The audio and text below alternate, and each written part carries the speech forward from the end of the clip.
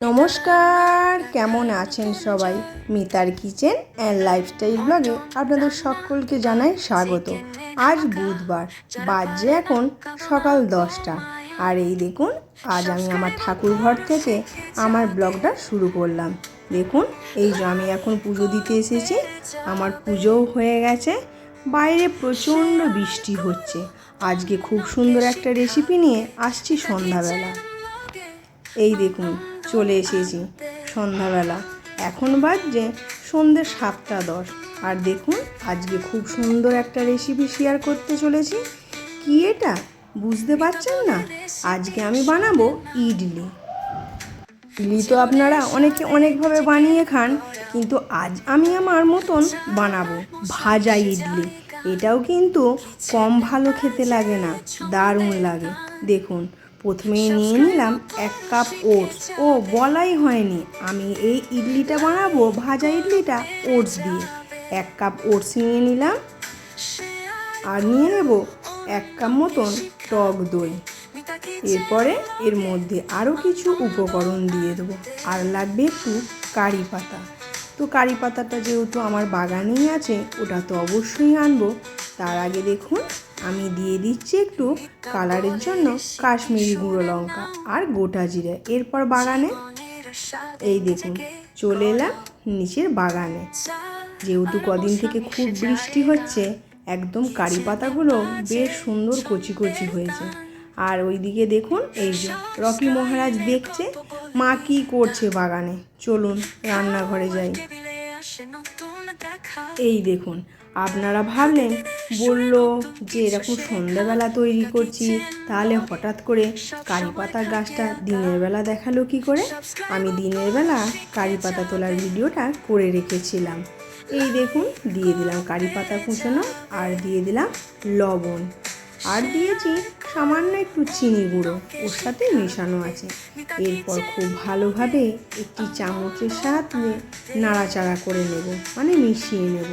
দেখুন, খুব ভালোভাবে মিশিয়ে নিচ্ছি। তবে আপনারা যে যেখান থেকে নিয়ে আমার ভিডিওটা দেখুন না কেন, কোনো অংশ যদি ভালো লেগে থাকে আমাকে কমেন্ট করে অবশ্যই জানাবেন। আর যারা এখনও একটা লাইক দেননি, তারা একটা লাইক দিয়ে ভিডিওটা কন্টিনিউ করুন। আমি সকলের ভিডিও যার পরিবারেই যাই ফুল ওয়াচ করে দেখে আসি। আমি তো একদিন ছাড়া ভিডিও দিই। আপনারা চেষ্টা করবেন একটু যাতে ভিডিওটা পুরোটা দেখেন। দিয়ে দিলাম অল্প একটু সুজি। এরপরে আর একটু ভালো করে মেখে রেখে দেব। 10 মিনিটের জন্য রেস্টে রেখে দেব। তো 10 মিনিট বাদে ফের আমি ফিরে চলে এলাম, দেখাচ্ছি যে কীরকম হলো। এই দেখুন, বেশ সুন্দরভাবে এটা সেট হয়ে গেছে।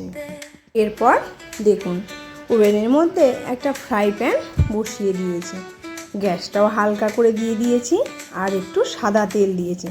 আপনারা চাইলে এটার মধ্যে একটু ঘি দিতে পারেন, তাতেও কিন্তু বেশ ভালো লাগবে। এরপরে দেখুন, আগে থেকে যে ব্যাটারটা মানে ডোটা তৈরি করে রেখেছিলাম, মেখে রেখেছিলাম, সেটা সুন্দর করে গোল গোল করে বড়ার মতন করে অল্প অল্প করে দিয়ে দেবো। আপনারা আপনাদের সাইজটা নিজেদের পরিমাণ মতন করে নিতে পারেন। যদি মনে করেন একটু লম্বা ধরনের করবেন, করতে পারেন একটু গোল করে। আমি গোল গোল দিয়ে একটুখানি চেপে দিচ্ছি। একে একে এইভাবে এগুলো দিয়ে দেব।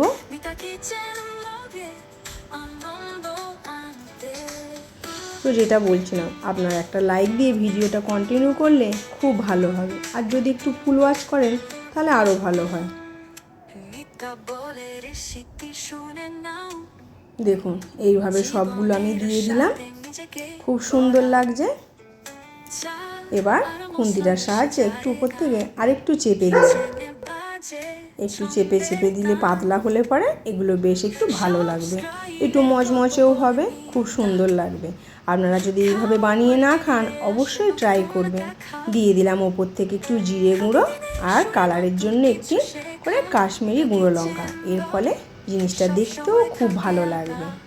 এই দেখুন, প্রত্যেকটাতে এইভাবে আমি একটু করে দিয়ে দিলাম। এই তবে কিন্তু বেশি দেব না, দেখতে ভালো লাগার জন্য দিলাম।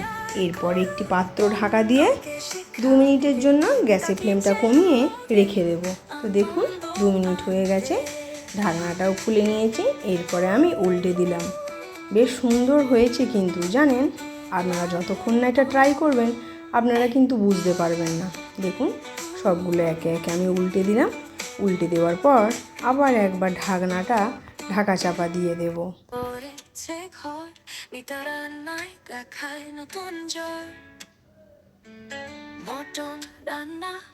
হয়ে গেছে, এবার ঢাকনাটা আমি খুলে নেব। নেওয়ার পরে দেখুন বেশ সুন্দর হয়েছে। এরপরে আর একটু করে উল্টে দেব। দেখুন কালারটা বেশ সুন্দর এসেছে না? বাচ্চারাও কিন্তু দেখেই একদম মুগ্ধ হয়ে যাবে। খেতে কিন্তু বেশ ভালো লাগবে, তবে একটা দুটো নয়, আপনারা ইজিলি 4-5টা করেই খেয়ে নিতে পারবেন। দেখুন এগুলো হয়ে গেছে, একটি প্লেটের মধ্যে আমি সার্ভ করে নিচ্ছি। কি সুন্দর দেখতে লাগছে না? এইভাবে বাকি যেগুলো আছে সেগুলো একে একে আমি আগে ভেজে নেব। তো সেগুলো আমি করে নিই। আমি দেখি অনেক দিদিরা আছে সকলের কমেন্ট পড়েন, কিন্তু আমি কমেন্ট পড়ি না। কারণ আমি যেদিন একদিন কমেন্ট পড়বো আর একদিন যদি না পড়ি তাহলে তারা কষ্ট পেতে পারে। সবাই খুব ভালো ভালো কমেন্ট করেন জানি, তবে একটু ফুল ওয়াচ করলে আমার মনে হয় ভালো হয়। শুধু আমারটা না, আমি বলবো আমরা সকলেরটা যদি একটু ফুল ওয়াচ করি, কমসে কম যে 10 মিনিটের ভিডিও দিচ্ছে তারটা 7-8 মিনিট অন্তত দেখুন, তারও উপকারে হয় আর আপনারও উপকার হয়। আর সেক্ষেত্রে যদি আপনারা মনে করেন আপনার ভিডিও তো সে ফুল ওয়াচ করছে, আপনি নাইবা করলেন, সেটা কিন্তু সবার পক্ষেই ক্ষতি। দেখুন কথা বলতে বলতে বেশ সুন্দরভাবে হয়ে গেছে। তো কীরকম লাগলো জানাবেন।